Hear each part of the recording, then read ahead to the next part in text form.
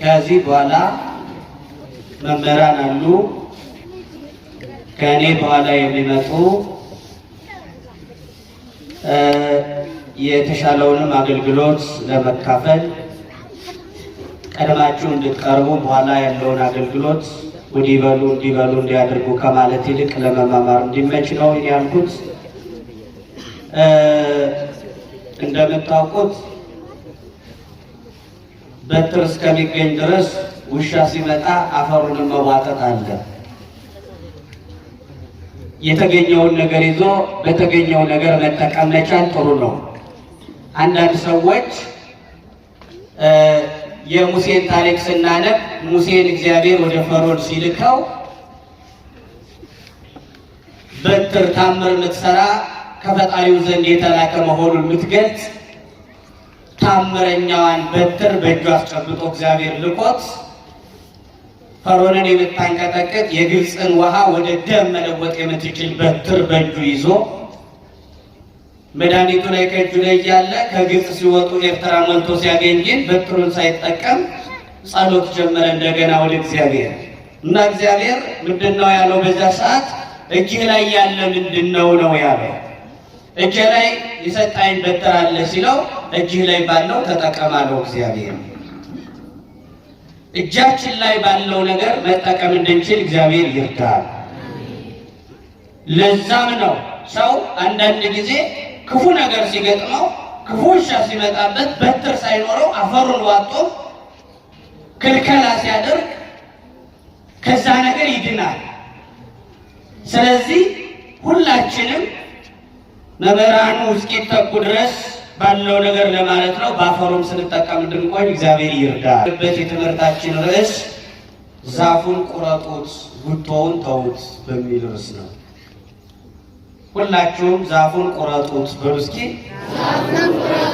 ጉቶውን ተዉት። ከተቆረጠው ዛፍ ሳይሆን ይቅርታ ከተደረገለት ጉቶ እንዲቆጥረን መልካም ፈቃዱ ይሁን። በትንቢተ ዳንኤል ምዕራፍ 4 ቁጥር 14 ላይ የምናገኘው ኃይለ ቃል ነው። ዛፉን ቁረጡት ጉቶውን ግን ተዉት። በዚህ ርዕስ እንነጋገራለን። በጥቅሉ በትንቢተ ዳንኤል ውስጥ ያሉትን ነገሮች እናያለን። ዳንኤልና ሶስቱ ዕብራውያን ሕፃናት ሰለስቱ ደቂቅ በኢዮአቄም ዘመን ንጉሡ ለእግዚአብሔር አልመች ባለበት ጊዜ ምርኮ ደርሶባቸዋል። ታሪክ እንደሚነግረን ሕዝቡም ንጉሡም ለእግዚአብሔር አልታዘዛሉ። ከዚህ የተነሳ እግዚአብሔር ተቆጣ። በእግዚአብሔር አገልጋዮች በነቢያት ላይ በኢዮአቄም ዘመን የነበሩ ሰው ከንጉሡ ጀምሮ ነቢያቶቹ ስለ እግዚአብሔር ሲያወሩ በእግዚአብሔር ቃል ላይ የሚያፌዙ ነበሩ፣ አቃቂር የሚያወጡ ነበሩ። ከዚህም የተነሳ የእግዚአብሔር ነቢያት ተልከው ሕዝቡን ለማትረፍ ሲሄዱ ኢሳይያስን በመጋዝ ተርትረው ኤርምያስን በድንጋይ ወግረው የእግዚአብሔርን ነቢያት ገደሏቸው። አገልጋዮችን አጠፉ። በነዋየ ቅድሳቱ ላይ ቀለዱ። አንደበታቸው ሁሉ ፌዝ ተሞላበት። እግዚአብሔር ተቆጣ በዚህ ሰዓት። ታዲያ ሕዝቡም ንጉሡም ተማርኮ በናቡከደነፆር ወደ ባቢሎን እንዲወርድ እግዚአብሔር አሳልፎ ለጠላት ሰጣቸው። ያ ማለት ሰው ከእግዚአብሔር ቃል ኪዳኑን ሲያፈርስ እግዚአብሔር ቃል በሰውና በእግዚአብሔር መካከል ያለ ቃል ኪዳን አለ። እጠብቃችኋለሁ ብሎ ቃል ይገባና ሕዝቡ ቃል ኪዳኑን ካፈረሰ ግን በሕዝቡ ላይ ፈተና ይመጣል። ሕዝቡ ድርሻውን ካልተወጣ እግዚአብሔር ያውቅልኛል የሚባል ነገር የለም። አባባሉ ምን ይባላል? እግዚአብሔር ያውቅልኛል ብለው ዋሻ ውስጥ ብትተኛ እግዚአብሔር ያለለት ጅብ ይበላሃል ይባላል። አንድ ጊዜ የገባነው ቃል ኪዳን ከተንሸራተተ እግዚአብሔር ያን ጊዜ በእኛ ላይ ጠላት ያስነሳን ማለት ረድኤቱን ያቆማል ማለት ነው። ጠላት ሲመጣ ይረዳን የነበረው መርዳቱን ያቆማል። እግዚአብሔር መርዳት ካቆመ ሰይጣን እንደፈለገ ያደርገናል ማለት ነው። ጠላት እንደፈለገ የሚያደርገን እግዚአብሔር ረድኤቱን ሲከለክል ነው። ረድኤቱን የሚከለክለው ቃል ኪዳን ሲፈርስ ነው። ሁልጊዜም ቃል ኪዳን ማፍረስ በእግዚአብሔር ዘንድ የለም፣ በሰው ዘንድ ነው። ቃል ኪዳኑን ሲያፈርሱ፣ በአገልጋዮቹ ላይ ሲያፌዙ፣ እያንዳንዱ ነገር ላይ ከመጠቀም ይልቅ ብዙዎቹ ሲጎዱ ተላልፈው ወደ ባቢሎን እንዲሰደዱ እግዚአብሔር ፈቀደ። ባቢሎን ማለት ባቤል የምትባል ከኤፍራጥስ ወንዝ የዛሬዋ የኢራቅ ከተማ ዋና ከተማ ባግዳድ አካባቢ በስተምዕራብ በኩል 80 ኪሎ ሜትር ላይ የምትገኝ ሀገር ነች። ባቢሎን ማለት ድብልቅልቅ ማለት ነው። በዛ የሰው ልጆች ቋንቋ ሁሉ ተደበላልቋልና ኦሪት ዘፍጥረት ምዕራፍ 11 ስታነቁ ቁጥር 9 ላይ ወበይንተዝ ተሰሜ ስማ ባቢሎን፣ ከዚህ የተነሳ ስማ ባቢሎን ተባለ። ድብልቅልቅ የሰዎች ቋንቋ የተደበላለቀበት የተደበላለቁ ሰዎች የሚኖርባት ባቢሎን ከባቢሎን በፊት ሌላ ስም ሰናኦር የሚባል ስም ነበራት። ወደዚች ሀገር ተሰደዱ። በዚች ሀገር ውስጥ ገናናው እግዚአብሔርን የማያውቀው ናቡከደነጾር የሚባለው ንጉሥ ማርኮ ወስዷቸው በባቢሎን በስደት ሀገር ሲኖሩ አብረው ከተማረኩት መካከል የእግዚአብሔር ሰው ዳንኤል፣ 3 ዕብራውያን ሕፃናት አብረው ተሰደው ነበረ። አንዳንድ ጊዜ ለኃጥአን የወረደ ለጻድቃን የሚባለው ነገር አይሆንም ብለው ሰዎች ይከራከራሉ።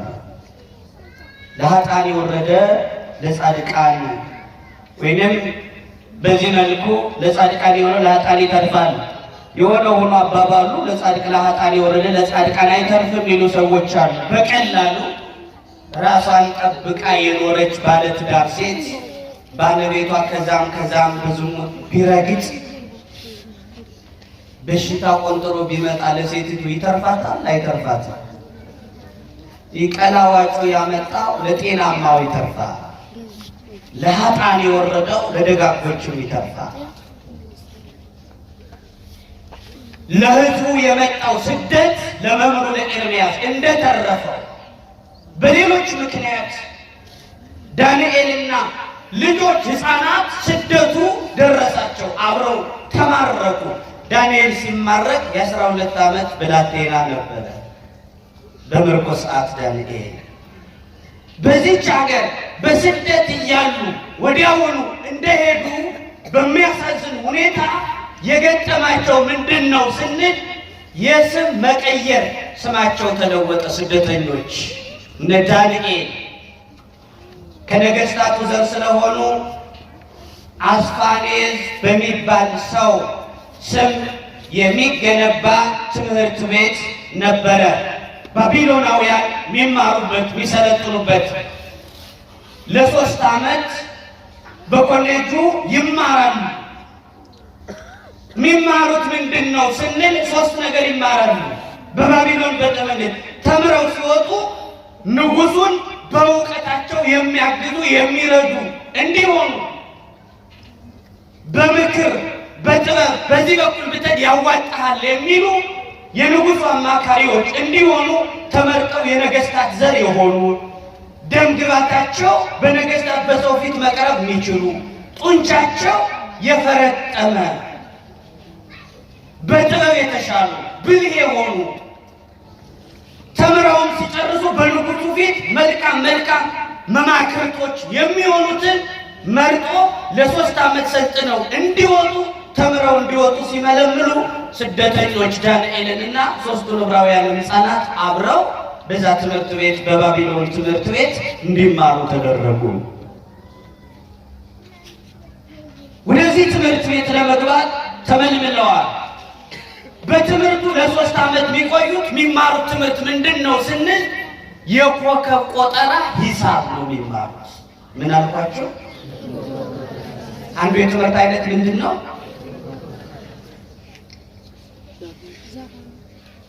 የኮከብ ቆጠራ ሂሳብ። ኮከብ እንዴት ይቆጠራል ነው። ሁለተኛው አስማት እንዴት ነው የሚሰራ? አስማት መስራት ሁለተኛው። ሶስተኛው ህልም እንዴት ይፈታል? ባቢሎናውያን ልብስ፣ ቀለብ፣ አልጋ ችለው በቅንጦት እንዲማሩ አደረጓቸው።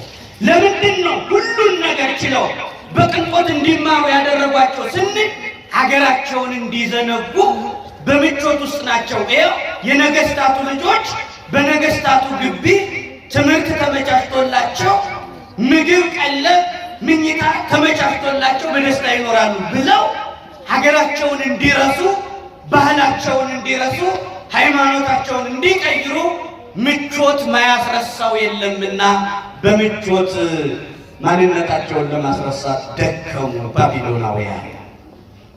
ምቾት ብዙ ነገር ያስረሳል። ምቾት እግዚአብሔርን ያስረሳል። እነ ዳንኤል እየበሉ እየጠጡ እንዲማሩ ሲፈቅዱ የመጀመሪያ ስራቸው ቀጠል እያሉ የኮከብ ቆጠራው ሂሳብ፣ የአስማት መስራቱ ሂሳብ፣ የህልም አፈታቱ ሂሳብ ይህን ትምህርት እንዲማሩ ሲደረጉ በዚህ ትምህርት ቤት ለመማር መጀመሪያ ሃይማኖታቸውን አይደለም የቀየሯቸው፣ ስማቸው እንዲቀየር አደረጉ። ምናቸው? ስማቸው ዳንኤል የሚባለውን ስሙን ብልጣሶር አሉት። ማን አሉት? ዳንኤል ማለት የስሙ ትርጉም እግዚአብሔር ዳኛ ነው ማለት፣ እግዚአብሔር ፈራጅ ነው ማለት። ብልጣሶር ማለትስ የጣዖቱ መዝፍን፣ የጣዖቱ ሹም ማለት ነው። እግዚአብሔርን አገልጋይ የሚለውን ስም ለውጠው ሌላ ስም፣ የጣዖትን ስም የሚተረጉም ሌላ ክፉ ስም ለጠፉበት። ዳንኤል ስሙ ተቀይሮ ወደ ሰው አገር ሲቀይር ስሙም ተቀየረ። ዛሬ እንዳለመታደል ሆኖ ገብቷቸውም ሳይገባቸው ኑሮ ለማሸነፍ ወደ ሌላ ሀገር የሄዱ ወንድሞች እህቶቻችን የመጀመሪያው ፈተና ስማቸው ነው የሚለወጥ። ወለተ ማርያም ተብለው አይሄዱም። ወለተ ሚካኤል ተብለው አይሄዱም። ኃይለ ሚካኤል ተብሎ አይሄድም። ስሙን ቀይሮ ሌላ ስም ይዞ ነው ሄደው ወደ አረብ ሀገር። ዛሬ አልመች ብሎ ስማቸው ተቀይሮ ዝማሬ መዘምር አጥቷቸው ወንጌል የሚሰበኩበት አጥተው መከራ ውስጥ የገቡት በፈቃዳቸው ሆኑ። ዛሬ ከረጃጅም ፎቅ እየተወረወሩ በግንባራቸው የሚደፉ እንደ ጫጩት የፈላ ውሃ የሚደፋባቸው ወንድሞች እህቶቻችን መምጫው ከመርፌ የቀጠነባቸው እነርሱ ስማቸው ነው መጀመሪያ የሚቀየረው። ከዚህ ሲሄዱ ሌላ ስም ይዘው የሚባል ታሪክ አለ። ሴቲቱ እንደዚህ ወደዛ ሀገር ስትሄድ ስሟን ቀይራ ሌላ አድርጋ ሂዳ፣ ነገር ግን ማርያም ማለት ታበዛለች። መቼስ የለመደባት ምን ታድርግ? ከልቧ የተጻፈች ማርያም በአፏ ትነበባለች። ንግግሯ ሁሉ ይገልጣታል። አንቺ ክርስቲያን ሳትሆኚ አትቀርም ሲሏት፣ ኧረ ማርያምን ክርስቲያን አይደለሁም አለች። ውስጥ ያለ ነገር ሰው የበላውን ነው የሚያስገሳው። የበላውን ያስገሳል ሰው። ውስጧ ያለች ማርያም ናት። ባለፈው ወደ እኛው ክርስትና ሊመለስ አንድ ሙስሊም ወንድሜ እያስተማርኩት መጨረሻ አካባቢ አልቆያለና ነው የገባው ሲመጣ በቃ መጠመቅ አለብን ብሎ ቸኮለ። ግን በደንብ ገብቶሃል? በደንብ ይግባ። ከመጠመቅ በደንብ ተረዳው፣ ይግባ። ገብቶሃል? ዘለ ወላሂ ገብቶኛል። ከዛው ላይ ነው የበላውን ነው ሰው የሚያስገሳው። ስማቸው ተቀየረ።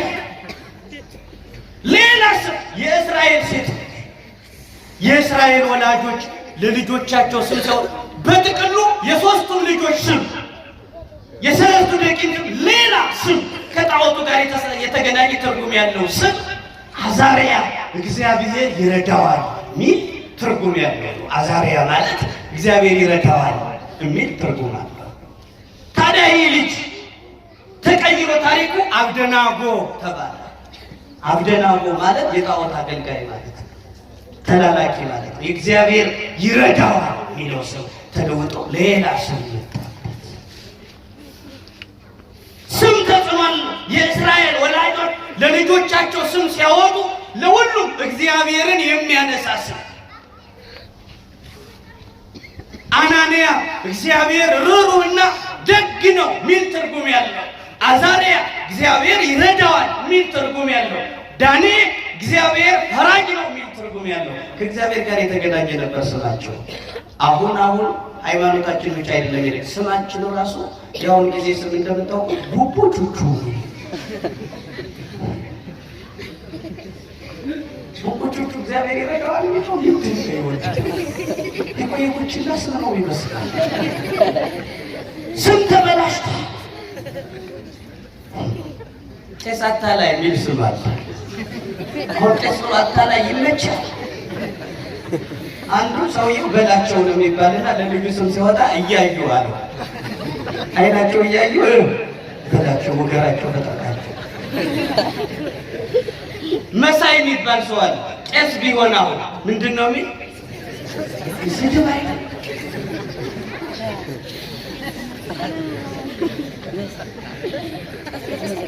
በዚህ በኩል እንደው ብሎ ማሪቱ ደግይቱ ነው እግዚአብሔር የሚጠራ ብዙም የለም ነበር። ሌላ ስም ነው የለም። አንዱ ስም አውጣልኝ ለልጅ አለኝ። ከአባቱ ስም ስለማውቀው ከእሱ ጋር ይሄዳል ብዬ ከአባቱ ጋር የሚሄድ ስም ሳወጣለት የለም ለምን የማይሆን ለምን ሰው ተጠርቶበታል። ምን አይነት ስም ነው የምትፈልግ? ውሃ ያልነካው ሰው ያልሰማው ሰው ያልተጠራበት አዲስ ስም ነው የምትፈልግ።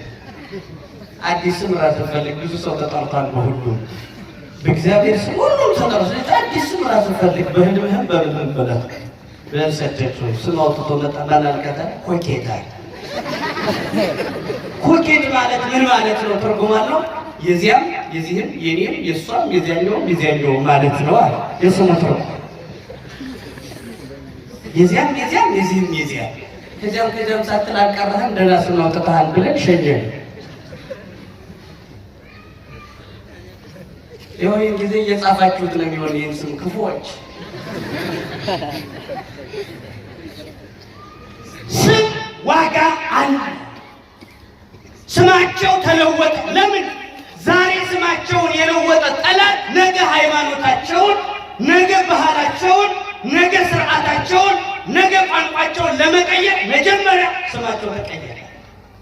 ግድ የለም አሉ ዳንኤል። ዛሬ ስማችን ይቀይረው ሃይማኖታችን ንቅንቅ አለ። ግድ የለም ትምህርቱን እንማራለን።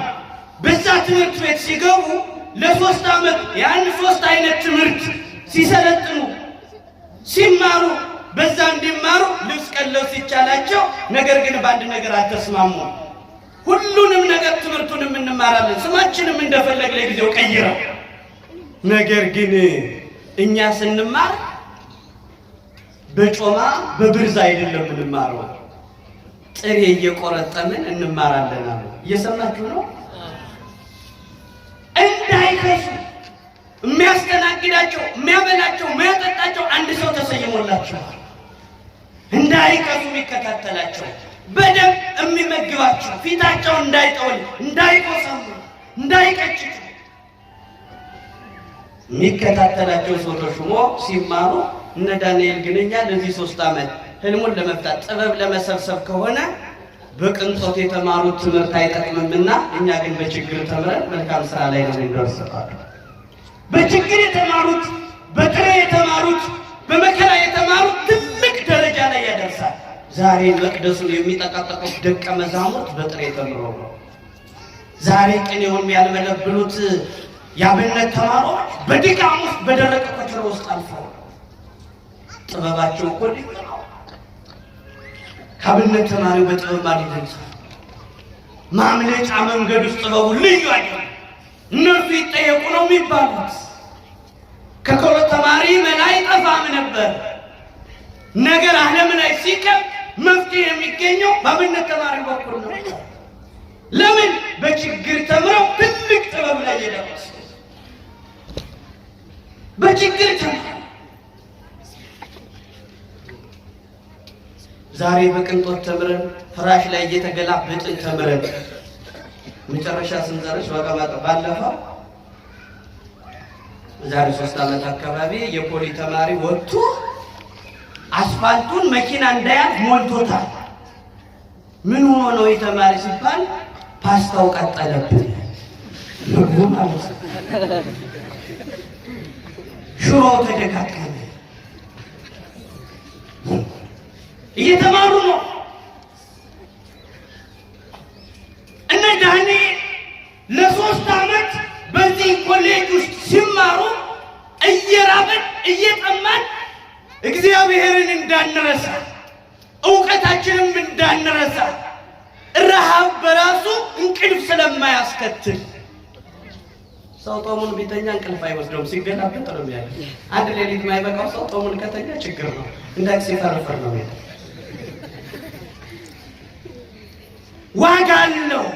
በኋላ ክብር ላይ እንደርሳለን። በመከራ የተማሩት ትምህርት ያሸልማል፣ ዋጋ ያሳጣል። እግዚአብሔር በዚህ መከራ ውስጥ ምስጢር ይገልጣል። የቆሎ ተማሪ አገሩ ላይ እንዳይማር ወደ ሌላ ሀገር እንዲሄድ ይገደዳል። የእናቱን እንጀራ እየበላ አይገልጥለትም ይባላል። በሰው ሀገር እንዶ ከውሻ ጋር ታግሎ በቁንጫ መከራውን አይቶ ቁንጫውም አላርም ነው ይቀሰቅሰዋል። ታውቃላችሁ ትልልቅ ሰዎችን 3 ቁንጫ ትልቅ ሰው አያስተኙም። ሌሊቱን ሙሉ ገተረውት ያድራል 3 ቁንጫዎች። በዓለም ላይ ዓለም እንቅልፍ ተኝቶ ህልም እንዳያይ ጥቃቅን ቁንጫዎች ቁጭ ብሎ እንዲያደርሰውን አድርገው አሁን ህልም ታያላችሁ። ህልም እኮ ቀረ። ሳንተኛ እንዴት ህልም እናያለን? ቁንጫው ሴት አስተኝቶ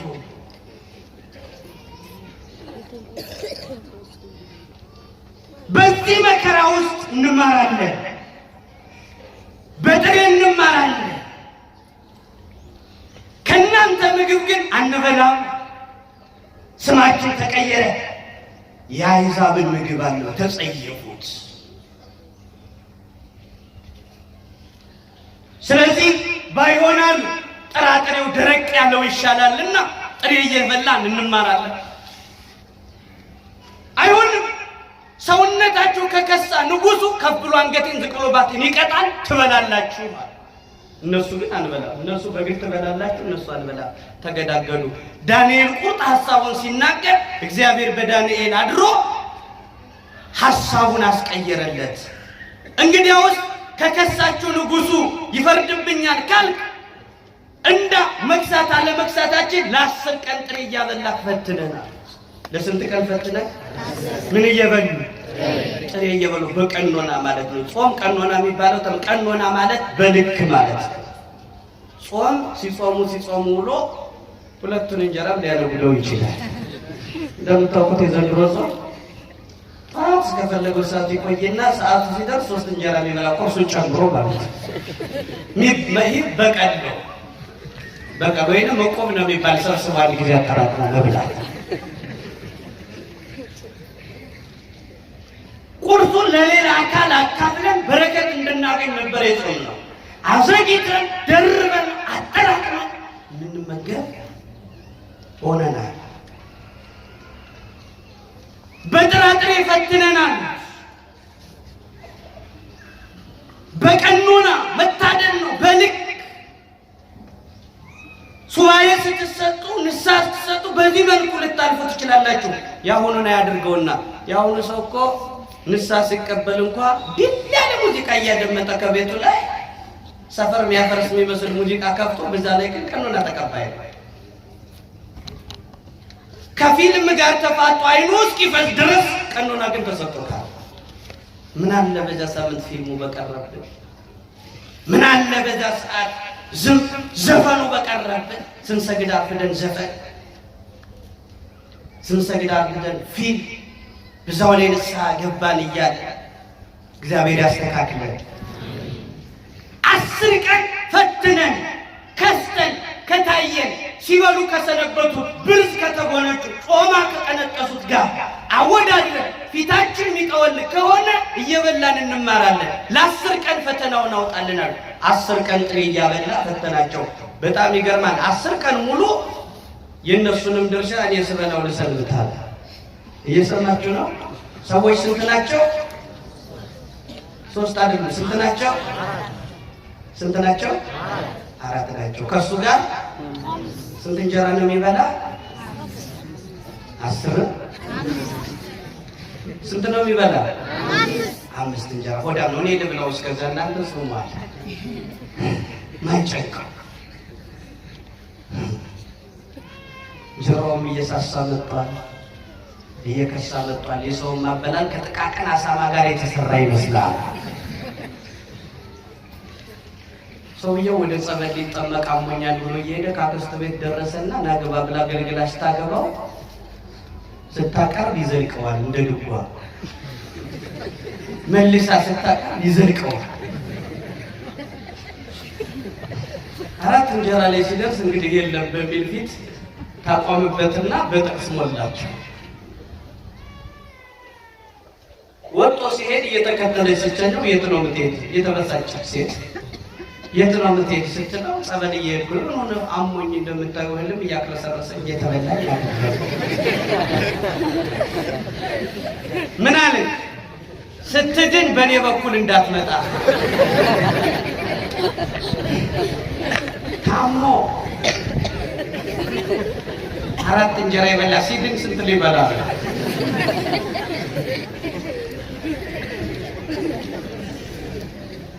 አሁን ብለው ያስፈራል። በጀት የለም ነው የሚል ሰው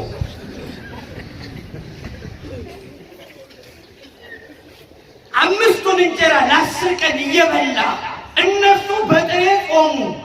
ጾሙ 10 ቀን ሲፈጸም ለውድድር ቀረቡ። ፊታቸው ጠውልጎ ከታየ 3 ዓመት እየበሉ ነው የሚማሩት። ፊታቸው ልክ ከሆነ ጤነኛ ፊት ካለ ግን እነኚህ ሰዎች ምንድን ነው የሚያደርጉት? ጥሬ እየበሉ 3 ዓመት ለመቆየት ወሰኑ። መታደል እኮ ነው። ድንግል ማርያም ከሚያስደንቃት መካከል በቤተ መቅደስ መኖሯ ሳይሆን በቤተ መቅደስ ለመኖር መወሰኗ። ለመኖር በድብቅ በመጋረጃ ውስጥ ለመኖር መወሰኗ ያስደንቃል።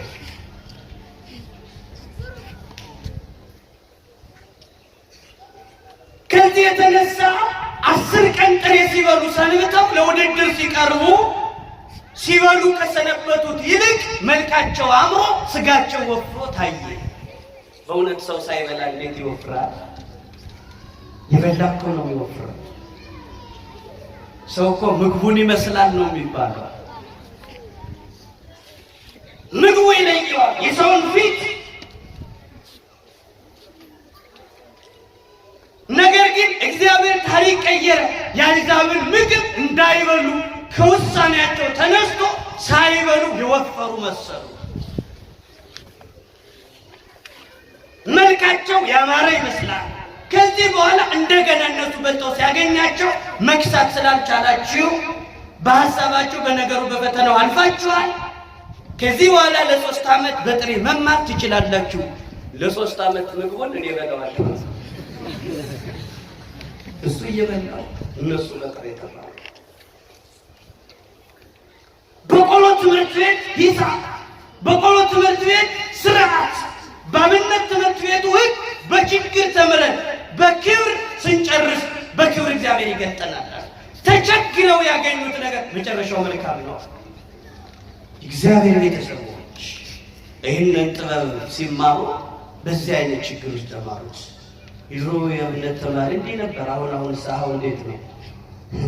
አሁን የሆነ ተማሪ ትንሽ ነቃ ቀበጥበጥ ብሎ እንደምታውቁት አሁን ቀን ስራ ሲሰራ የዋለው ሁሉ የድሮ ተማሪ መለያ ነበረው። አፋዳ የሚባለው እዝገበ ጎንደር የሚባለው ነበረ።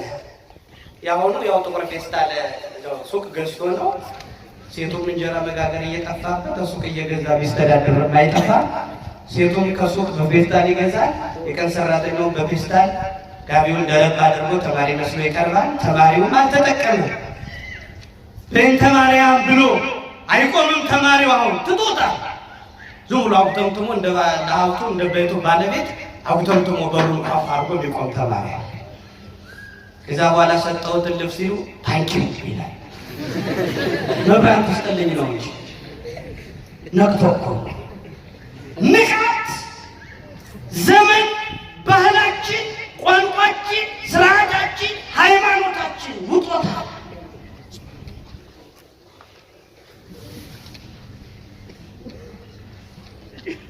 እነ ዳንኤል በዚህ ሰዓት የዓመታት አልቆ ነገሩ ሁሉ ተፈጽሞ 3 ዓመት አለቀ። ከዚህ በኋላ ወደ ንጉሱ ገብተው ንጉሱ ህልም ሲያይ ህልም የሚተረጉሙ እነሱ ናቸው። ናቡከደነጾር በፊቱ አቀርቦ ሲያያቸው በጮማና በብርዝ ከተማሩት ይልቅ በጥበብ 10 እጥፍ በለጡ እነ ዳንኤል። ስንት እጥፍ አልኳቸው? 10። በእውቀት ስንት እጥፍ? 10። በችግር የተማሩት ያ ትምህርት ዋጋ ከፈላቸው 10 እጥፍ በእውቀት ከሌሎች ይልቅ፣ ስጋ ከበሉት ይልቅ፣ ወፍረው ከተማሩት ተመችቷቸው ከተማሩት ይልቅ በድካም ውስጥ የተማሩ 10 እጥፍ በእውቀት የተሻሉ ነው። በዛም ሰዓት ንጉሡ ናቡከደነጾር ህልም አየ። በሌሊት ተኝቶ አንድ ምስል ከፊቱ ቆሞ የሚያብለጨልጭ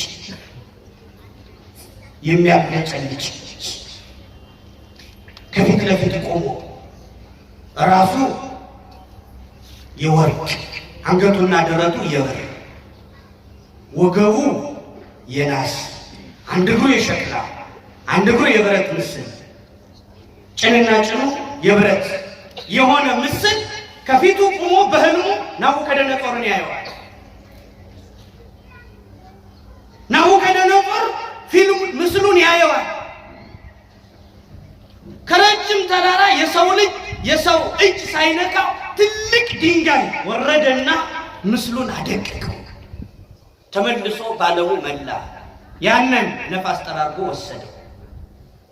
ይህንን አይቶ ናቡከደነጾር የጠዋት እንቅልፍ ይወድ ነበር። በዛው ተኛ።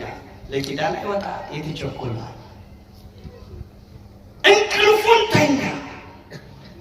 ህልሙ ጠፋው። ተኝተን ያሳለፍናቸውን ነገሮች ሁሉ እግዚአብሔር ይመልስልን። ያየውን ድንቅና ትልቅ ምስጢር ያለበትን ህልም ዳንኤል ናቡከደነጾር ተኝቶ አጠፋ። ናቡከደነጾር ጠፋ። ሲነቃ ህልሙ ትርጓሜውም የለም። 3 ዓመት ያለ ዋጋ የተማሩትን በቅንጦት በምግብ የተማሩትን ሁሉ ሰብስቦ ህልም አይቼ ነበር፣ ምንድነው ያየሁት ህልም ሌሊት አምጡታል። ተርጉሙት እንኳን አይደለም እነሱ የተማሩ ህልም ሊተረጉሙ መቼም የበሉትን ካልተፉት ሰላም የለም። የቀደሙ ነገስታት ጥቁር ወተትና ነጭ ኑግ የሚጠይቁ ውለዱት ሚሉ ተምራችኋል። ጋሻ አይደላችሁ አልመክትባችሁ፣ ጦር አይደላችሁ አልወረወራችሁ፣ ፈረስ አይደላችሁ አልጋልባችሁ፣ በቅሎ አይደላችሁ አላሰግራችሁ። 3 ዓመት ቁጭ አድርጌ አስተኝቼ የመገብኩህ ምን ላደርግህ ነው? ረዳቸው ካልፈቱታል። አስብቶ ማረድ አስብተው ከሚያርዱ ክፉዎች እግዚአብሔር ይጠብቃል። ሂዳ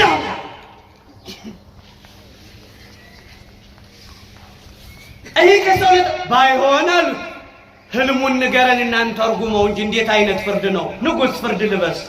አንተ ሌሊት ተኝተህ ያየውን ፈጣሪ እንጂ እኛ ሰዎች ነን። ህልሙን ተርጉሙት ይባላል እንጂ ምን አየው ይባላል? እባክህ ህልሙን ንገረን። አንተ ከፈርዖን አትበልጥም፣ እኛም ከዮሴፍ አናንስም። ዮሴፍ በስደት ሀገር ልክ እንደነዚህ ሰዎች ስሙ ተቀይሮ በባዕድ ሀገር እያለ ንጉሡ ናቡከደነጾር ማነው ንጉሡ ፈርዖን ህልም አየና ህልሙን ነገረው፣ ተርጉሞለታል። ኦሪት ዘፍጥረት ምዕራፍ 41 ላይ ቁጥር 1 ጀምራችሁ ስታነቡ ፈርዖን ተኛና ያየው ህልም ምንድነው? 7 የከሱ ላሞች ከባህር ወጡና 7 የወፈሩትን ላሞች ውጠዋቸው ያልቀመሱ ሲመስሉ አየ። ህልም ታያላችሁ። አዎ ትላለህ። ለማይታቸው ህፃናት ችግር የለባቸውም። ትዳር የከበደው ሲባልም እኛ ጋር አለ ነው የሚለው።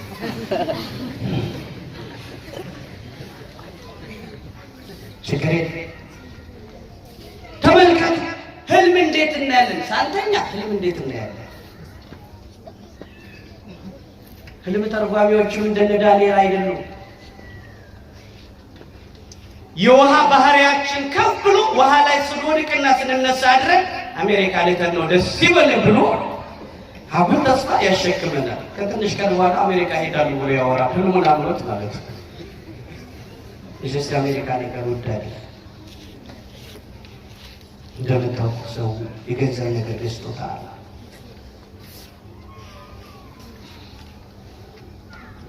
ኢትዮጵያ ሰው ሆኖ ከመፈጠር የአሜሪካ ሰው ሆኖ መፈጠር ይሻላል ብለው ከገንዘብ የተነሳ የሰውነት ማድረጋቸውን ዝቅ ያደረጉ ብዙዎች ናቸው።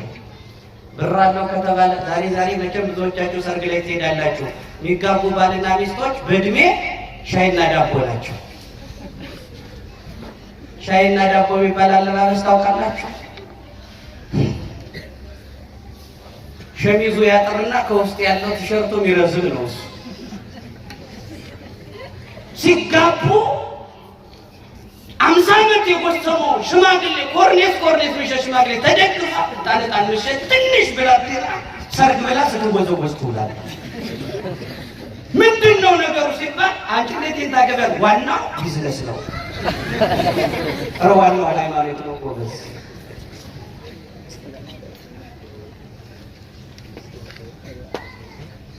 ተመልከቱ። እሳት ውስጥ ስንወድቅ ምናድር ከሆነ እሳታዊ ባህሪያችን ከፍ ብሏል ማለት ነው። ባህር ውስጥ ስንጠልቅ ምናድር ከሆነ ውሃዊ ባህሪያችን ከፍ ብሏል ማለት ነው። አንዳንድ ጊዜ ደግሞ ቅሌታም ህልም አለ። እንዲሁ መሬት ለቀን እንደ መላክ ስንንሳፈፍ እናድራለን። ማን የሰራ ፕሌን ነው ደግሞ ሲንሳፈፍ ያድራል። በእግሩ ቀጥ አድርጎ ባይረግጠው ሁሉ ሲንሳፈፍ ያድራል። ነፋሳዊ ባህሪ ከፍ ሲል እንዲህ አይነት ነገር ይከሰታል። መሬታዊ ባህሪ ከፍ ሲል መሬት ላይ ስለተባለ ስንወድቅ ስንነሳ እናድራለን። ህልም ተርጓሚዎች ግን ሌላ አይነት ዳንኤል ይህ ነገር ማይቶ ሌሎችም ህልሙን አልፈቱትም። ፈርዖን ተመልከቱ፣ የከሱት ላሞች 7 ናቸው፣ የወፈሩት ላሞች 7 ናቸው። የከሱት ላሞች ዋጧቸውና የቀመሱ ሳይመስሉ አየው። ምን ይሆን ህልሙ? ዮሴፍ ተባለ። ንጉሥ ሆይ የከሱ ላሞች የተባሉ 7 የከሱ ላሞች 7 የረሃብ ዘመን ይመጣል። እግዚአብሔር ሰው ዮሴፍ 7ቱ የወፈሩ ላሞችና መልካም ላሞች መልከኛዎቹ ምንድን ናቸው አለው። እነዚህ ደግሞ 7 የጥጋብ ዘመናት ይመጣሉ አለው። ልክ እንደ ዮሴፍ ንገረን እናንተ ተርጉመው እንጂ ሌሊት ተኝተህ ያየኸውን ህልም እንዴት እናገኘዋለን? የት እናመጣዋለን አሉት። ከፈታ ካልፈታ ወስደህ ረደው ሁሉንም 3 ዓመት ድረስ ቀልቤዋለዋል። ፍራሽ ላይ ተኝቶ ሲንከባለል ከርሟል። ረደዋል። ከዛስ ሄዱ። ሊያርዳቸው እየመራ እንደ በዓል በግ እየመራ ወደ ማረጃው ቦታ ወፃ አሪዮክ ሰያፊ የሚቆርጣቸው ወተሙ ሀበመካነ ምቅታል ወደ መገደያው ስፍራ እየመራ ሲወስዳቸው ዳንኤል ከፊት ለፊት አገኛቸው። ምንድን ነው ይሄ ነገር? በይነምን ወፃ እፉ ትእዛዝ ሀበ ንጉሥ፣ ዛሬ ከቤተ መንግስት ምን ስራ ተሰርቶ ነው እንዲህ አይነት ክፉ ነገር ቁርጥ ትእዛዝ ይወጣዋል? ንጉሥ ህልም አይቶ ህልሙን ተርጓሚውን የሚፈታ ጠፋ። እንዴ ቀን ይስጠኝና እኔ ልተርጉመው። መቼስ ዳር ሲፈታ መካከል ዳር መሆን አይቀርም። ዳር ሲፈታ ከኛ ጋር የሰለጠኑት ከተቆረጡ እኛም አንቀርም ነው። ዳር ሲፈታ መካከል ዳር መሆኑ አይቀርምና በድንበራችን በዙሪያችን የምናየው ሁሉ ለመታረድ ወደ መገደያው ቦታ እንደ በግ ሰይፍ ይዘው የሚመሩት ነውና መካከሉ ዳር መሆኑ ስለማይቀር ቀድመን እንደ ዳንኤል በነገሩ ጣልቃ እንድንገባ እግዚአብሔር ይርዳል። ዳር ይሆናል መካከሉ። መካከል ዳሩ ተፈቶ መካከሉ ዳር ሆኗል። አሁን እኔ ፈታዋለሁ 3 ቀን ሰጥቻለሁ አለው። በ3 ቀን ውስጥ ዳንኤል እስከ 3 ቀን አልቆየም። ሱባኤ ሲጀምር በአንድ ቀን ህልሙን ገለጠለት መድኃኒዓለም። ክብር ምስጋና አምላካችን ይሁን። የተሰወረው ዳንኤል በአንድ ቀን 3 ቀን ተሰጥቶ ለ3 ቀን ሱባኤ ሲጀምር በአንድ ቀን ምስጢሩ ተገለጠለት። ለምን? በጥሬ ነው የተማረ፣ በችግር ነው የተማረ። በችግር በባዕድ ሀገር ሆኖ ያሰበው እግዚአብሔር ምስጢሩን ገለጠለት። ነገር ግን ሱባኤ ማቋረጥ ስለማይገባ እስከ 3 ቀን ቆይቶ ዳንኤል ወደ ንጉሱ ሄደና ንገሩት ለንጉሱ ልፍታለታ። ንጉሱ ግባ በሉት ብሎ ዳንኤል ሲገባ የ12 ዓመት ብላቴና 3 ዓመት በትምህርት ቤት ቆይቷል። ገና ልጅ ነው። በዚህ ጊዜ ሲያየው ደነገጠ። እንዴ ኩችች ብሎ ቀረ። አንተኑ ዘትክላይ አንተኑ ብልጣፎር ዘትክላይ ደወተ ህልሜ ትርጓሜ ነው። አንተነ ህልም ተረጉማለሁ ብለህ በእኔ ላይ የምትቀልድ አለው። ሕፃን ነውና ንቆት ማለት ነው። ንጉሥ ሆይ ህልምን የሚተረጉም እግዚአብሔር የገለጠለት እንጂ በአካል ግዙፍ የሆነ አይደለም። ምስጢር ገላጭ እግዚአብሔር ናቡከደነፆር እግዚአብሔር የሚል ቃል በጆሮ ኮሽ ብሎበት ያውቃል። እግዚአብሔር የገለጠለት ህልም ይተረጉማል። ስለዚህ አንተ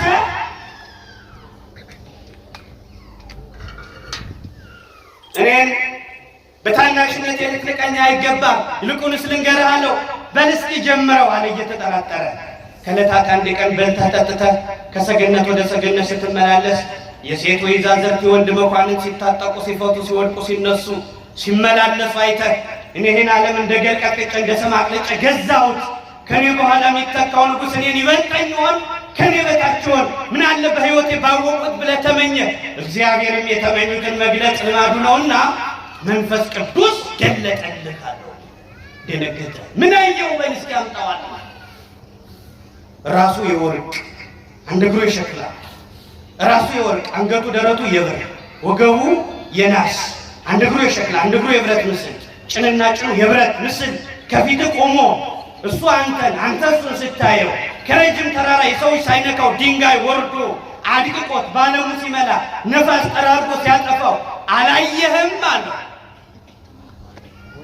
እሞን ትርጓሜው ህልሙ እውነት ነው፣ እውነትም የዳንኤል አምላክ ምስጢር ገላጭ ነው ብሎ ንጉሱ ከዳንኤል ከብላቴናው ፊት በግንባሩ ተደፋ።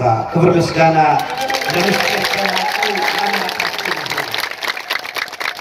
አቤት እግዚአብሔር በዚህ ብላቴና ብሎ ትናንትና ስማቸውን ሲቀይሯቸው ዝም ያለው ሃይማኖታቸውን ለመቀየር እየተንደረደሩ የንጉሱን ቀልብ ጎትቶ የንጉሱን እምነት ወደ እግዚአብሔር አመጣው።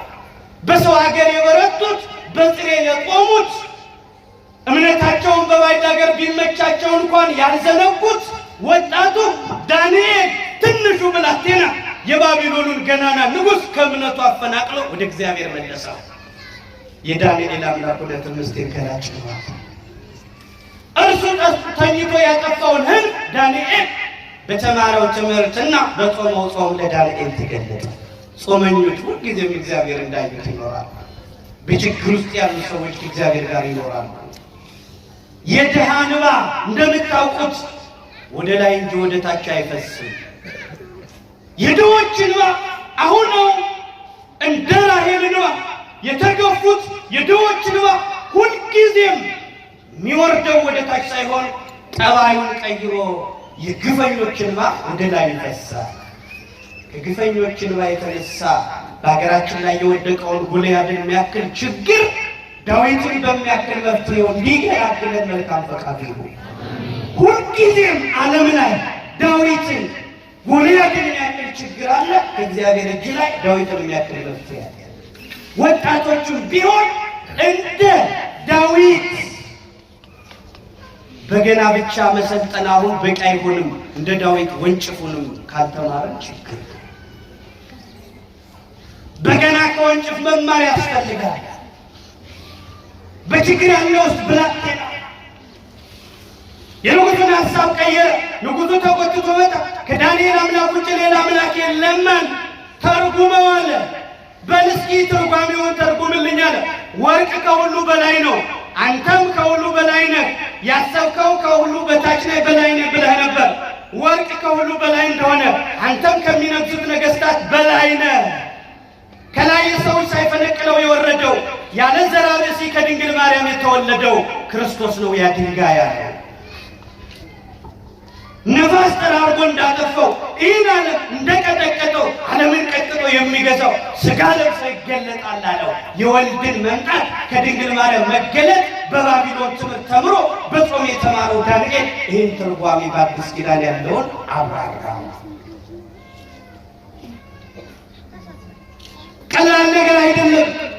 በሰው ሀገር ሂዶ ሃይማኖትን፣ ባህልን፣ ቋንቋን ሳያጡ ሰዎችን ወደ ራሳቸው እምነት የለወጡ የታደሉ ሰዎች ያሏት ቤተ ክርስቲያን እግዚአብሔር ከወዳጆቹ ጋር ነው።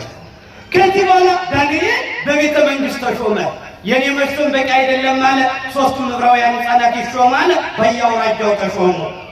ከዚህ በኋላ ሰው ሁሉ እያደነቃቸው የዳንኤል አምላክ ሲባል ሁሉም ተገልብጦ ሄደ ብሉ። ከሞት ያስጣላቸው ከለዳውያን ዳንኤል ባይመጣ ኑሮ ተቆርጠው ነበር፣ ሕይወታቸው ተቀጥፋ ነበር። እነሱ ያስጣላቸው በዳንኤል በጠላትነት ተነሱ። ዳንኤል እንዲሞት እንዲገደል በሰለስቱ ደቂቅ ላይና ለሃይማኖታቸው ስለማይደራደሩ ንጉሡ ዳንኤል እንደተረጎመው ከነገሥታት በላይ ነህና በዱራ ሜዳ ትልቅ ምስል አቁምና ወዳጅ ጠላት ይለይ ሁሉም ይስገድልህ አሉ። እነ ዳንኤል ለማይሰግዱ ስለሚያውቁ በዚህ ሊያጋጫቸው ነው። ሁሉ ነገር ተደረገ። እነ ዳንኤል ሲገዱ ሲባሉ አልሰግድም አሉ። ለምን አትሰግዱም? ከእጀማን ያድናችኋል ሲላቸው አንተንም እኛንም የፈጠረ አምላክ ያድነናል አሉ።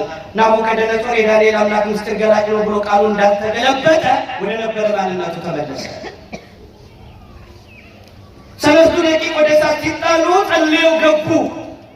ወደ ጉድጓድ ሲጣሉ የእግዚአብሔር መልአክ የመላእክት ተፈጥሮ ከነፋስ ከእሳት ነው። ነፋስና እሳት ደግሞ የእሳትን መንገድ ያባብሰዋል እንጂ አያቀዘቅዘው። እሳትን በእሳት ማጥፋት የሚችለው አምላክ እሳቱን እንደገና ጨምረው 49 ክንድ ወደ ላይ ሲያነዱት እነሱ ልጆች ሲጸልዩ ቆይተው ከነልብሳቸው ክተቷቸው ወደ እሳቱ አለ።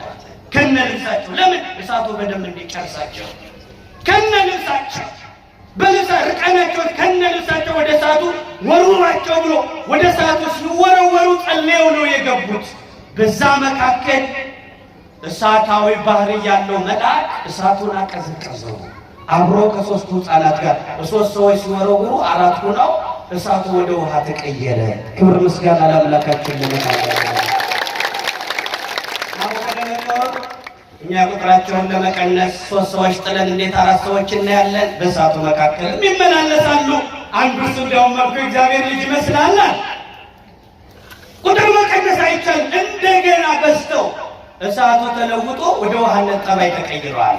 እሳቱን በእሳት የሚያጠፋ መድኃኒት በሕይወታችን ውስጥ ያለውን እሳት፣ በትዳራችን ውስጥ ያለውን እሳት፣ በሀገራችን ላይ ያለውን እሳት፣ በወገኖቻችን ላይ ያለውን እሳት፣ በቤተ ክርስቲያናችን ያለውን እሳት እንዲያቀዘቅዝልን መልካም ፈቃዱ ይሁን። አጠፋ። ባቢሎናውያን ተጠየቁ።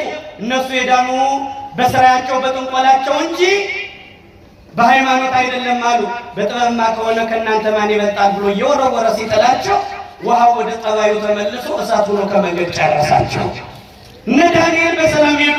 ናቡከደነጾር ሄድም እያየ መለወጥ አቃተውና መጨረሻ 2ኛ ህልም አየ። ስንተኛ ህልም? 2ኛ ህልም። ተኝቶ ምንም አየ። እነሆ ትልቅ ዛፍ ቁመቱ ሰማይ የሚታከል ወደ ቀኝ ወደ ግራ የሰፋ ፍሬዎቹ የሚያምሩ መልኩ የሚያስጎመኝ እንደ ገነት ዛፎች አይነት ከስሩ አራዊት የተሰለፉበት ከላይ ወፎች የተሰቀሉት ትልቅ ዛፍ አየ። ይህንን ዛፍ አለምልሞ ከነፍሬው እንዳለ ወፎቹም ከላይ ተጠግተው ከታችም አራዊት ተጠግተው እያሉ አንድ ቅዱስ ጠባቂ ከሰማይ ወረደና አንድ ቅዱስ እረኛ አንድ ቅዱስ ጠባቂ ከሰማይ ወርዶ ምን አደረገው? ድምፁን ከፍ አደረገና ዛፉን ቁረጡት አለ። ምኑን ቁረጡት? ያ ከሰማይ የወረደው ቅዱስ ጠባቂ ፍሬው ያማረውን ከታች አራዊት ያሉበትን ከላይ ወፎች የተሰለፉበትን መልኩ ያማረውን ሰማይ የሚታከከውን ወደ ቀኝ ወደ ግራ የሰፋውን ዛፍ ቁረጡት፣ ጉቶውን ግን ተውት። ዛፉን ቁረጡት፣ ጉቶውን ተውት፣ ሸብቡት፣ እሰሩት። ናቡከደነፆር ለዳንኤል አስፈታው ይህን ሄዶ ዳንኤል ምን አለ? ንጉሥ ትክክለኛውን ነገር የሚናገረው ዳንኤል እኛ እኮ አለቆቻችን አክብረናቸውን ፈርተናቸው ባይታወቅም ምንም አይወዳቅ ሰው እኮ ሲወደውት ብለን ውሸታችን ምንላከን ከንጉሥ ፊት ቀርቦ እንቅጩን ተናገረ ዳንኤል። እንደምታውቁት ክርስትና ሃይማኖት እንቅጭ ነው። ሰውየው አማቱ ሞታ የዞረ ሲያለቅስ ወይ የሚስቴ እናት እያለ ያለቅሳል። እየሰማችሁ ነው? የሞተች ማን ናት? ሞኝ ነው አሉ። የዞረ ሲያለቅስ ወይ የሚስቴ እናት ይላል። ለምን? ሞኝ በአፍሬ ሞኝ ዘመድ ያፈር ዘበበል ረፋሉት። አሳፈርከን እናቴ እናቴ እያልክ አታለቅስም አሉት። ተው እባካችሁን ቀጭን ላልቅስበት የሚስቴ እናት ናት አለ። ዳንኤል ትክክለኛውን ተናገረ። ክርስቲያን ሁለት ምላስ ነው። ከአንድ ክርስቲያን ሶስት ነገሮች ይጠበቃሉ፣ ህልውናው ናቸው። አፍና ልብ፣ ሃይማኖትና ስነ ምግባር፣ ስምና ግብ። ሶስት ነገሮች ከአንድ ክርስቲያን ይጠበቃሉ። አፍኒ ወልብ ውረይ እመኑ። አፍና ልብ አንድ ሆነው ይመኑ። አፋችን ሌላ ልባችን ሌላ ሆኗል። ስማችን ሌላ ስራችን ሌላ ሆኗል። ትናንትና አባቶቻችን ባህር የከፈሉባት ሃይማኖት፣ ሰማይ የዘጉበት ሃይማኖት፣ ፀሐይ ያቆሙበት ሃይማኖት የኛ ሃይማኖት ነው። የተበላለጠው በስነ ምግባር ነው። ሃይማኖት እንታልባቲ ምግባር ሰናይ ውጤት ይለሊሃ። ስነ ምግባር የሌላት ሃይማኖት የሞተች ናት። መንቀሳቀስ አትችልም፣ በድን ናት። ሃይማኖት ስነ ምግባር ከተለየች ትበድናለች። ከስነ ምግባር ውድቀት የተነሳ ታላቁን ሃይማኖት በድን አድርገነዋልና እግዚአብሔር ወደ ልባችን ይመልሳል። አሜን በሉ እንጂ አሜን። አንድ ዙር ጨምሩበት። አሜን። ይጨምሩበት። አሜን። እግዚአብሔር ከሁላችን ጋር ይሁን። አሜን። ከዚህ የተነሳ ተመልከቱ ሁሉን ነገር ዳንኤል ሲፈታ ምን አለ? ያ ሰማይ የሚደርስ ዛፍ፣ ወደ ቀኝ ወደ ግራ የሰፋው ዛፍ፣ ከታች አራዊትን ያስጠጋው፣ ከላይ ወፎች የሰፈሩበት ዛፍ ንጉሥ አንተ ነህ አለ። ቅዱሱ ጠባቂ እግዚአብሔር መልአክ ነው አለ። ዛፉን ቁረጡት ማለቱ ስልጣን ካንተ ትወሰዳለች። ስልጣንን እግዚአብሔር ይወስዳታል። ግን ሁሉ ነገር እያየህ አላመንክምና በህልምህ ገልጦልሃል። ትሞታለህ። 7 ዓመት ሳር ትግጣለህ። ምን ትበላለህ? ከትዕቢቱ የተነሳ ባቢሎንን የፈጠርኳት ወደሚል ትምክህት ከፍ ሲል አስጎንብሶ እንደ እንስሳ ጋማውን ያንበሳ ጥፍሩን የንስር አድርጎ እግዚአብሔር ሳር እንዲግጥ አደረገው። ናቡከደነፆር በዛ ውድቀት ውስጥ ሆኖ ምን አለ? አይ ሰው ሆኜ ንጉሥ ነበርኩኝ። አሁንም እዚህ ጃዲ አካባቢ ሳይው ያንበሳው ፀጉር ካለ አንበሳም የአራዊት ንጉሥ ነው፣ አውሬ ሆኜ ንጉሥ ነኝ ያለ። ንስር የአዕዋፍ ሁሉ ንጉሥ ነኝ፣ አሁንም ንስር አድርጎኝ ንጉሥ ነኝ እያለ ሳር እንደ እንስሳ 7 ዓመት ጋጠ። ልደቱ በራሱ የሚያሳዝን ነው። ናቡከደነፆር በዝሙት የተጸነሰ ነው። እናቱ አባቷ ከሌለበት ባለቤቷ ከሌለበት ባለቤቷ ከሌለበት ወንድ ሰርቃ ከሌላ በዝሙት ናቡከደነፆር ተጸነሰ። ሰውየው ሲመጣ ከማን ጸነሽው እንዳይባል የፈረደባት ሰራተኛ ናቡከደነፆር በዝሙት ተጸንቶ ከተወለደ በኋላ ባህር ጥለሽው ነኝ ተብላ ሄደች። በዛ ዘመን ምናሴ የሚባል ንጉሥ ልጁ ወፍ ወለደች። እንዴት የነገስታቱ ታሪክ ይበላሻል? የንጉሥ ልጅ ወፍ ወለደች ተብሎ ያቺኛዋ ሰራተኛም ይህን ወፍ ወስደሽ ጥለሽ ነኝ ተብላ ሰራተኞች መንገድ ተገናኙ። ያወሩ ሲሉ ምን ይዘሻል? ምን ይዘሻል? እኔማ እመቤቴ በዝሙት ጸንሳ ባለቤቷ ከሌለበት ልጅ ተወልዶ ባህር ልጥለው ነው። አንቺ ምን ይዘሻል ስትላት የንጉሥ ልጅ ወፍ ወልዳ ታሪክ እንዳይበላሽ ባህር ልጥል። እንዴ ልጁን እናንተ ምጥሉት ለምንድን ነው? ወፍ ስለሆነ ነው። እንግዲህ አስቆይማ የተባረኩ ሰራተኞች ተማከሩ። እንዲህ አሉ፣ ይህንን ልጅ እናትርፈው። እኔ ወፉን ይዤው ስሄድ ከመንገድ ልጅ ሆነ ብዬ ልመልሰውና ወፍ ስለሆነ ግን ልጁን አንጥለው። ልጁን እንመልሰውና ወፉን ከባህር እንጣልና ናቡከደነፆር ተመልሶ ይደግ። ያቺ ሰራተኛ ወፋ ሲዘው የሰደዷት መንገድ ላይ ሲሄድ ልጅ ሆነብኝ ብላ መልሳ ይዘው ሄደች። እግዚአብሔር በዚህ ጥበብ አሳድጎ እግዚአብሔርን የዘነጋ ንጉሥ ነው። ብዙዎቻችን ታመን ተነስተን እግዚአብሔርን ረስተናል። ወደ ልባችን ይመልሳል። እኔ ረሳ ነው ጋዳ ለኦፍ ነው የሚለው ናቡከደነጾር የወፍ ለውጥ ነው።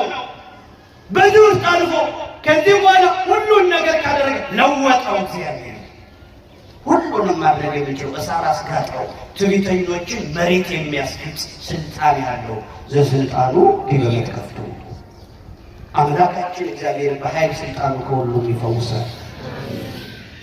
በቃ ጉቶውን ተው ማለት ለምንድን ነው? ንስሐ ብትገባ ወደ ነበርክበት ትመለሳለህ ማለት ነው። ጉቶውን ተውታ የንስሐ ጊዜ ነው። ሁሉንም አልተቆረጠ። ንስሐ ቢገባ ናቡከደነጾር ሊመለስ ጉቶው ቀረ። ዛፉ ተቆርጧል፣ ስልጣኑ ተወስዷል። ጉቶው ቀረ። ንስሐ ሲገባ ሊመለስ ነው። ልጁ ስልጣኑን ሲጠብቅ ቆየና ናቡከደነጾር ራሱን አወቀ። እግዚአብሔርን በድያለሁ በፈቃዱ እንደወደደ ያደርጋል አለ። ስለ እግዚአብሔር ሲመሰክር ናቡከደነጾር ሳር ሲያስግጣው በፈቃዱ እግዚአብሔር እንደወደደ ሁሉንም ያደርጋል። ስለዚህ ይህን ማድረግ ይችላል ያለ ወደ ንስሐ በተመለሰበት ጊዜ በዛን ጊዜም አይምሮ የተመለሰችልኝ አለ። ንስሐ ሲገባ ከአውሬነት ወደ ሰውነት መለሰው፣ ከሰውነት ወደ ንጉሥነት ከፍ አደረገው። ያጣውን ስልጣን መልሶ ሰጠው። መድኃኔዓለም ክብር ምስጋና ለአምላካችን ይሁን። የመነኮሳቱ መጽሐፍ ምን ይላል? ወሀለዋ በውስተ ዓለም ደናግል ክልኤቲ፣ በዓለም ውስጥ ሁለት ደናግል አሉ። ስንት ደናግል? አንዷ የክርስቶስ እናት ወላዲተ አምላክ ናት ይልና ሁለተኛዋ ግን ንስሐ ናት ይላል። በድንግሏ ንስሐ ውስጥ አልፈን ወደ ነበረ ክብራችን እንድንመለስ እግዚአብሔር ይርዳል። አሜን። ተመልከቱ፣ በዓለም ላይ እስካሁን ድረስ ዓለም ከተፈጠረ ጀምሮ የዘነመው ዝናብ የሰው ልጅ የሰራውን ኃጢአት የዘነመውን ዝናብ ቢያልም ከእግዚአብሔር ቸርነት ጋር በመዳኑ በመስፈርት በሚዛን ላይ ሲያስቀምጡት ቸርነቱ አንድ ትንሽ ብላቴና ወርውሮ ባህር እንደጣላት ጠጠር ያ ባህር አስጥሞ ድራሿን እንደሚያጠፋ የእኛን ኃጢአት እግዚአብሔር ቸርነት ይደመስሰዋል። አረጋዊ መንፈሳዊ ወይይመዎ ምሕረተ ፈጣሪ ወይይመዎ ለምሕረተ ፈጣሪ አበሳ ፍጡራን፣ የፍጡራን በደል የፈጣሪ ቸርነት ዝቅ አያደርገው አያሸንፈው ይላል። በማይሸነፍ ቸርነቱ እግዚአብሔር ሁላችንንም ይታደገን። ተመልከቱ፣ እያንዳንዱን ህልም መፍታት የሀገራችን ህልም ለመፍታት በጥሬ ተማሩ። የቤተ ክርስቲያናችን ህልም ለመፍታት በችግር ተማሩ። የሀገሪቱን ህልም ለመፍታት በችግር መማር መፍትሄ ነው። ቅዱስ መጽሐፍ እግዚአብሔር እስትንፋስ ይብለዋል። ተመልከቱ፣ ሰነፎች ነን እኛ። ሌሎቹ መጽሐፍ ቅዱስ እኛ ከመጽሐፍ ቅዱስ ሄደን ይህን ቀን እንኳን ተጠቀምን ለመማር። ይህን ጉባኤ ይህ ብቻ ሊሆን አይገባውም ነበር። በእውነት ያሳዝናል። ሰንፈናል። ፊልም ሲሆን ረጅም ሰዓት ማይደክመን፣ መጽሐፍ ቅዱስ ሲሆን ሁለት መስመር እንዳነበር የሚያቅለሸልሸን። እስኪ ተመልከቱ፣ ሌሎቹ ወገኖቻችን ጥቅሱን ተሸክሞታል፣ ነገር ግን በተሸከሙት አልተጠቀሙም። እኛም መምህራኑ መብያ ሰሃን እንዳልሆን እግዚአብሔር ይጠብቃል። ተመልከቱ፣ ሁልጊዜ ሰሃን እንጀራ ይሸከማል እንጂ እንጀራውን በልቶት አያውቅም። እኛም እናንተን እያስተማርነ ለሌላው ምግብ ሆነን እኛ እንዳንጠፋ መድኃኔዓለም ይጠብቃል። ገንዳ የቆሻሻ ማጠራቀሚያ ነው። የሌላውን የአካባቢውን ጽዳት ይጠብቃል፣ ራሱ ግን የቆሻሻ ክምር ይሆናል። እኛም እንዳንዳልነው እግዚአብሔር ይጠብቃል። የሚያነቡት የሚጠቅሱት ያነበውን ጥቅስ ብቻ የሚያድን ቢሆን እኮ ገብርኤል ቅደመኝ ሚካኤል ተከተለኝ የሚል ጥቅስ የከበበው መኪና ጉድጓድ አይገባም ነበር። ከነ ጥቅሳቸው ገደል ከገቡ መኪኖች ዕጣ ፈንታ እግዚአብሔር ይጠብቃል። ከነ ጥቅሳቸው የጠፉ ጎረቤቶች አሉ። ተመልከቱ፣ አሁን በመካከላችን ክፉ ሰው ሲኖር ችግር ነው። ክፉ ሰው ሲኖር ችግር ነው። በአንድ ክላስ ውስጥ አንድ ረባሽ ተማሪ ካለ ክላሱ ሰላም አይሆንም። በአንድ በረት ውስጥ ባለ ከብት ውስጥ አንድ ቀንዳም በሬ ካለ በረቱና እንስሳው ሰላም አይሆንም። በአንድ ቢሮ ውስጥ ክፉ ሰው ካለ ቢሮው ሰላም አይሆንም። በአንድ ቤተ መቅደስ ውስጥ ክፉ ሰው ካለ ቅዳሴው ሰላም አይሆንም። ከጣቶቻችን መካከል አንዱ ቢታመን ጣታችን በሙሉ ይታመናል።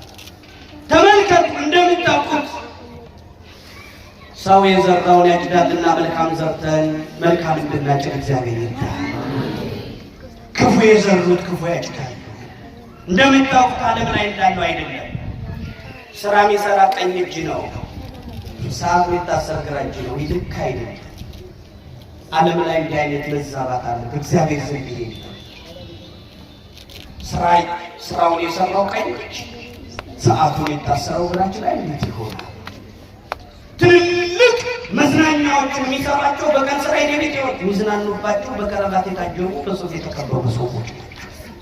እንዴት ይሆናል? ስራውን የሚሰራው ተራው ነው።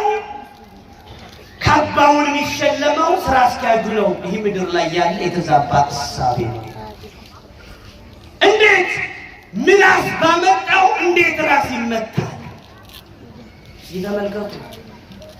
ምላስ ቀስቅሶ አንተ አሳያለሁ ነገር እንታልፋት እናቴ ያልወለደችኝ አደቃለሁ። ምላስ ነው ራስ ነው? ምላስ ነው ራስ ነው? አይን ነው ምላስ ነው? እንዲህ አድርጎ ጠላት ይቀሰቅስና ጠላት ከኋላ ሲመጣ ድርጅቱን ለማትረፍ ኮሽ ሲል ጆሮ ከኋላ ይሰማል። ጆሮ በሰማው አይን ያረጋግጣል፣ እግር ይወጣል። ጠላት ደርሶ አናት እንዳይመታ እጅ ራሱ እየተመታ ራስን ያተርፋል። ራስ ከተመታ እጅም ስለሚጠፋ ለራሳችን እንኳን ስንል ተመልከቱ። እነዚህ አብረው ነው የሚኖሩ ማህበርተኞች ናቸው። ከማህበሩ ውስጥ አንድ ክፉ ሰው አለ፣ ምላስ። አንድ ሰው ሲኖር ችግር አለ። ሁሉ የሚደበደብ አይን የሚመታው፣ እጅ የሚመታው፣ እግር የሚመታው፣ ራስ የሚመታው ምላስ ባመጣው ነው ይሮጣል። ተመልከቱ። ጆሮ መረጃ ሲሰጥ፣ አይን ሲያረጋግጥ፣ እግር ሲሮጥ፣ መጨረሻ እጅ እየተደበደበች ራስን ስታተርፍ ነገር የቀሰቀሰው ምላስ ቢሮውን ዘግቶለት ይላል። ፖለቲካውን የቀሰቀሱት ቢሮአቸው ተኝተው ተራው ህዝብ ለመማር እንደወጣ መንገድ ላይ ቆሎ የረገፈ እንዴት ይሆናል? እንዴት ይሆናል? ምላስ ካመጣው ራስ እንዴት ይመጣል? ህልሙን ግጥም አድርጎ በችግር ውስጥ ያለፈው ስለ እምነታችን ሳንበላ ጾማችን እንኳን ቢሆን በችግር ውስጥ አልፈን ሃይማኖታችን እንድንጠብቅ እግዚአብሔር ይርዳል። የትኛው ባዕድ ሀገር ላይ ሆነው እነ ናቡከደነፆር መለሷቸው። ናቡከደነፆር በንስሐ ተመለሰ። መጨረሻ ጉቶ አልማል ነበር። ጉቶ የንስሐ መግቢያ ጊዜ ነው። አገሪቱን ቀስፏታል። ጉቶ አለ። ጉቶ የተተወ ለይቅርታ ነው፣ ለንስሐ ነው። ወደ ንስሐ ስንመለስ በጉቶ በኩል እግዚአብሔር ወደ ነበረ ክብራችን ይመልሳል።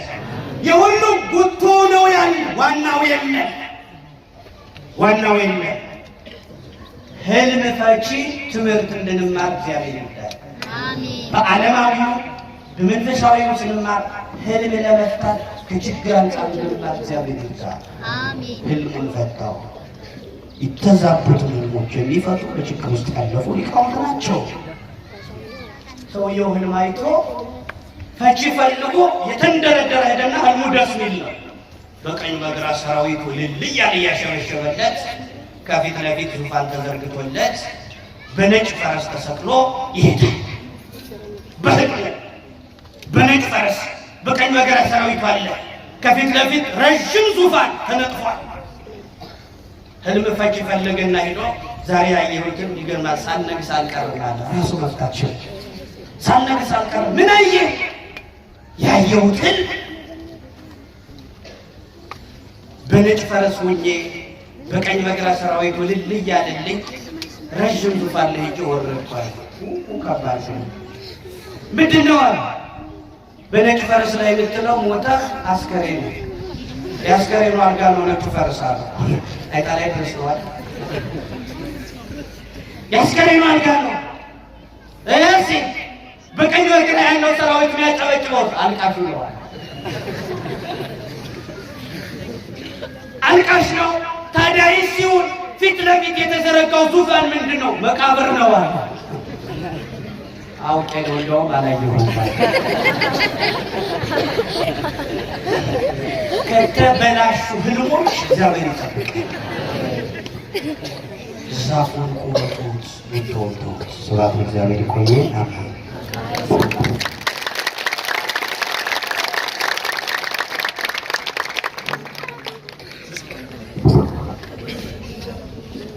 የዘመራችሁ አሁንም አንድ ጊዜ ለመቃረጋችሁ ልታ ጨምሮ በመጋቢያ አዲስ መምህር ቃለ ጽድቅ አየነው ቃለ ሕይወት ያሰማልን።